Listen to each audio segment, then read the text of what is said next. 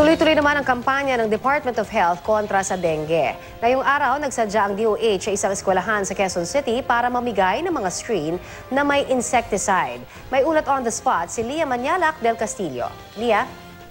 Connie, pinangunahan ni DOH Secretary Janet Garin ngayon ang paglalagay ng ilan sa mga insecticide-treated screens sa North Fairview Elementary School. Kabilang ito sa 10,000 ITS o insecticide-treated screens na ipinamigay ng DepEd sa iba't ibang pampublikong paaralan sa buong bansa. Tinatayang aabot sa 20,000 mga classroom sa buong bansa ang makikinabang sa mga insecticide-treated screens na ito. Ayon kay Garin, ang mga screen na ito ay mayroong chemical na permethrin na ayaw ng mga lamok na may dengue. Kapag nadikit sila sa mga screen na ito ay agad silang namamatay. Yung iba naman na nakakalipad pa ng ilang metro ay namamatay rin daw eventually. Bukod sa mga lamok, pwede rin daw mamatay ang mga ipis, ang mga bubuyog at maging yung mga kuto kapag nadikit sa mga nasabing screen.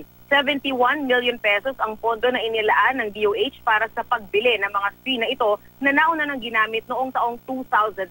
Tatagal ng 3 hanggang 5 taon ang mga ITS o ang mga screens na ito at kailangan lamang punasan minsan sa loob ng 3 buwan.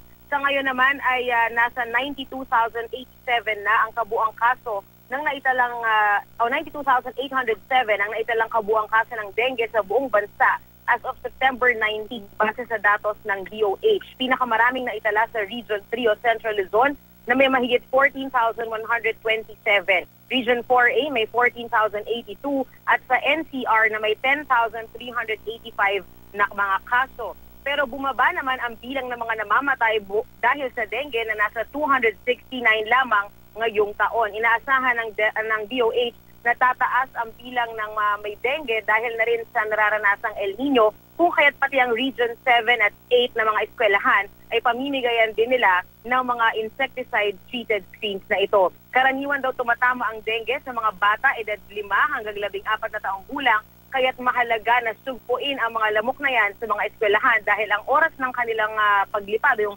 mga oras na talamak talaga, yung mga lamok na may dengue ay yung oras na nasa eskwelahan ang mga bata. Connie? Salamat, Lia Manyalak del Castillo.